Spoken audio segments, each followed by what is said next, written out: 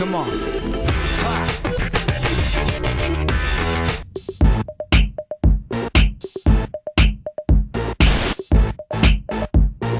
I listened to the record with about 6 people, and 2 tracks in, we were all looking at each other saying one word, and it's the P word, Prince, was the first thing that came to all of our lips. Would you agree? I mean, yeah, definitely. I mean, at least about a third of the record, I'd say, is just, that's the first thing that came to mind, you know. I will take that as a compliment. I will take that as a compliment. I mean, you're talking about somebody who is the best at what he does. Mm-hmm. The best at what he does. Nobody is Prince. I mean, Prince is Prince, you know? Was he a conscious inspiration when you guys were working on the record? I think he's always been a conscious inspiration. I mean, on the first record, between, you know, the Off the Wall era, Quincy Jones and Michael Jackson, Ron Temperton stuff, to the Stevie Wonder stuff, there was also a little bit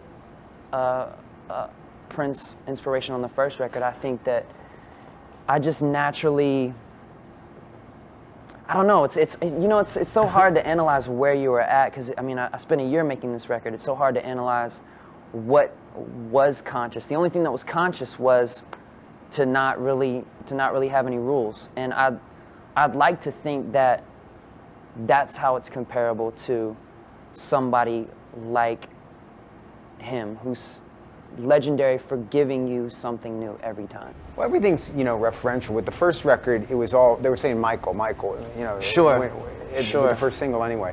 I guess that's inevitable to with a lot of it. Yeah. I think we live in that, I'm part of that generation, you know, I'm part of that generation, you know. For Michael, I remember seeing people say, oh, he's like a young James Brown. He moves like a young James Brown. And for Prince, I remember people saying, oh, you know, you can definitely see the Jimmy influence. Mm-hmm. But, you know, I think that's what we do. I think we take from the people we love, and then we make something of our own out of it. I know you've cited people like Bowie, people like Michael Hutchence, I know. I think I'm going to get myself in trouble for citing such like legendary voices. How did their influences manifest themselves on the record, do you think? Hutchence or Bowie, it was a certain era, you know, the last half of the 70s, the first half of the 80s, where I felt like what they were capturing was something raw and unrehearsed. And that was the approach that I wanted to take. The truth of the matter is, I'm not a rock star. When I initially started, I was like, how am I gonna recreate the moment I had on Justified? You can't sit in the studio and try to recreate a moment. You have to create a new moment. And when I finally accepted that, you know, there was more than one right way to write a song and perform a song and produce a song, that's when everything kind of opened up for me. And, you know, I'd probably be lying to myself if I didn't say that was because I came from something that was so rehearsed, you know, with NSYNC. And even with the first record, I mean, the first record in the production of the Neptunes and Timbaland was almost methodical, you know, and I wanted to get away from that, to just try something new. Right. And that's where those names come up in my mind when you listen to songs like Rebel Rebel or Let's Dance. And I know I'm speaking about the more dance Bowie influence, and also songs like I Need You Tonight. I mean, I'll probably get bashed by people who really are NXS and Bowie fans because I'm picking songs that were so big, but this is me pushing it as far as I feel I could go. Right. Ha! Come on. Ha!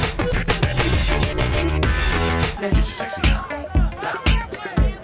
You ready? You ready?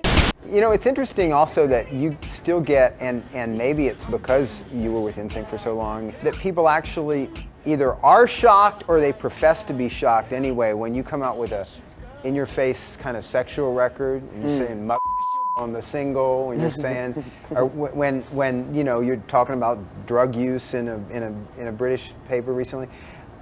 And people are which was completely twisted around. So that was you were misquoted on that, or just taken out of context, or? The interesting thing about a lot of magazine interviews that you do, and I'll just say this, and I'm not attacking anyone, but the interesting thing about a lot of magazine interviews that you do is that you get asked questions, and you get asked them a specific way, and you have a conversation like we're having a conversation now, and you make a statement like, it's a proven medical fact that nicotine's more addictive than heroin. And then you keep going through the, through the conversation, and then they ask you another question, and then you say, well, look I'm not here to preach to anybody. I just, I say don't do anything in excess, Right. Don't get carried away with anything. Right. The next thing I see is like, heroin's safer than cigarettes. And I'm like, who in their right mind would think that? Yeah, the one I saw excerpted most was Justin says he's done his fair share of drugs, and I read the whole piece, but I'd say most people probably didn't. They just saw what someone decided to like lift out. And that's usually what it is. I mean, the thing you have to sort of realize and not get bent out of shape about is press is going to say what the press wants to say, and they're going to make a big deal out of the things they want to make a big deal out of. And I know what I said. I know how I said it. If the conversation was printed, there would be no room for misquote or error. And you can't worry about it. At the end of the day, like, who cares? Right. The only thing I care about is that I can get my music out. That's all I care about. I mean, what's the alternative? Just to not do interviews at all? Not to talk to anyone? That's the alternative. Yeah. And nobody likes a grouch. I don't think. You seem to me anyway to be someone not given to like regrets, and maybe if you look back at something you did and you maybe wouldn't do it the same way today, but no point in sort of regretting it. You did say though recently that the Super Bowl incident was one of the bigger mistakes, I think was the word you used. Super Bowl incident. You kind of have to have a sense of humor about all of this, because like you said, everybody takes this so seriously. Well, it's not that serious. When you the Middle East situation, that's serious. That's serious. It's scary serious. Yeah. Was it the performance, or was it the aftermath of the Super Bowl that was the mistake? I mean, I guess it was a little bit of both. Yeah.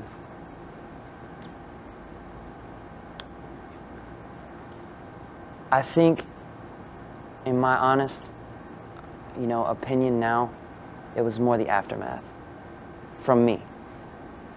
And there could have been ways that I could have gone about it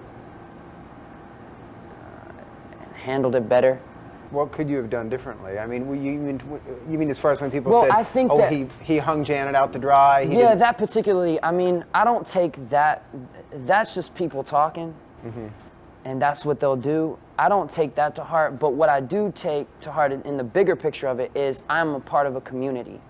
I'm a part of a community that consider themselves artists. And if there was something that I could have done in her defense that was more, that I could have realized, then I would have.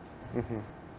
But the other half of me thought to myself, wow, like we still haven't found the weapons of mass destruction. And everybody cares about this. Mm-hmm. And so I kind of had the same reaction, like I was just kind of like, I was sort of dumbfounded at how crucified the whole thing was. I guess it's safe to say neither you or Janet anticipated the reaction that it got. Well, the other thing is too, I mean, it's an understatement to say that it was sort of unfair if you consider it 50-50. I mean, I probably got 10% of the blame, and I think that says something about society. I think that America's harsher on women, and I think that America's, unfairly harsh on ethnic people. I mean, at the time it was happening, it was so crazy to me, like, that I didn't handle it the best way I could have. Ha! Come on. Get your sexy on. Get your sexy on. People were telling me before I heard the record, they were saying, "Always, this is rock. This is Justin doing rock." And I was like, You know, a lot of people, you know what I think that came from is a lot of people assumed, before I even started working on the record and people would come up to me and ask me about the record, they would say, yeah, you're gonna do something like a little more southern rock, aren't you? And I was like, I don't know. That sounds like a great idea, but I don't know what it's gonna turn into. The thing about it is, I remember I remember the feeling I had putting Justified out. Mm-hmm. And I said to myself, yeah, I sing R&B. Mm-hmm.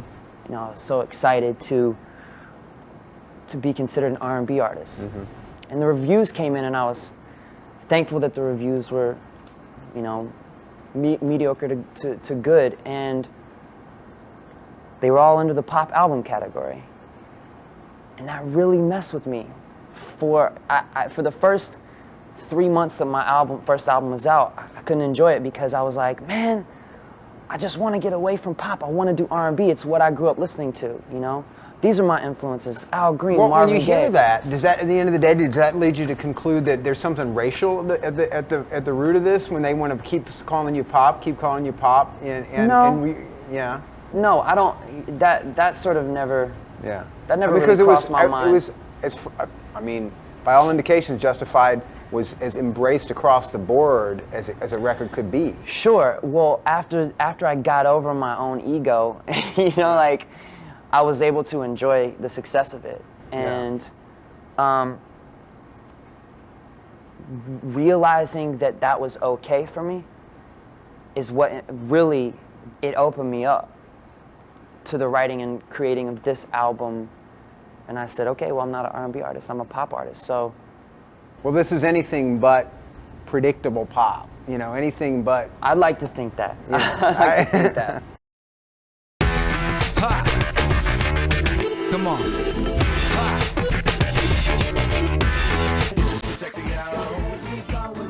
Now, you worked on tracks with will.i.am, you also did a number of tracks with Rick Rubin, but the bulk of the album is your work with Timberlake. Why was that what made up the bulk of the record? It just felt right. I felt like what I had done with Tim was push myself to create just to create music outside the box. Mm-hmm. It was just everybody's ideas got thrown into the pot, stirred around, and voila. Mm-hmm. That's what it became. And you were saying Sexy Back began that way with him just beatboxing. Yeah, Sexy Back. Well, Sexy Back became with him messing around, and he gets in the studio and he's got all these modules and he looks like a mad scientist and he starts messing with beats and then I'll say I like that one. I think that the sign of a really good producer to me is to know, it's like being a coach as well. You have to know what people's strengths are. You have to, and in co-producing this album, I know Tim's strengths. I know exactly where his strengths are, and they're in the beats, in the syncopated beats, and that's what something I specifically wanted on this record. The next single's going to be My Love. T.I.'s on that track. How'd that come about? Obviously, there's a southern yeah, well, it's got that southern hop to it. It's kind of like electro southern hip hop beat with a love song on top of it. And it was as simple as everything else on the record. We got to the second hook and the second hook finished, and I said, ooh, a rapper would sound good on this. And Tim goes, yeah. So we thought about it for a couple of months, and we, it was Tim's idea to get T.I. Mm-hmm. And he was so freaking white hot at the time. I didn't know if he would say yes, and I'm so thankful he did. So thank you. I owe you one. Who would say no to you? It happens. It happens. I can't imagine.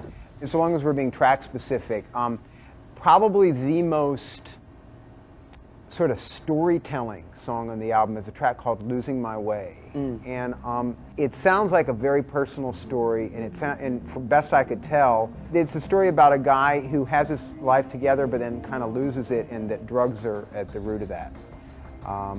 That song came to me like a gift.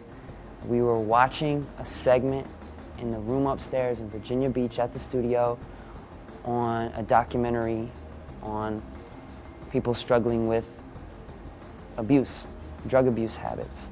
And Tim had worked on that beat, I think the night before, and it was one of those things where he worked on just the ba-dum-dum, ba-dum-dum, ba-dum-dum.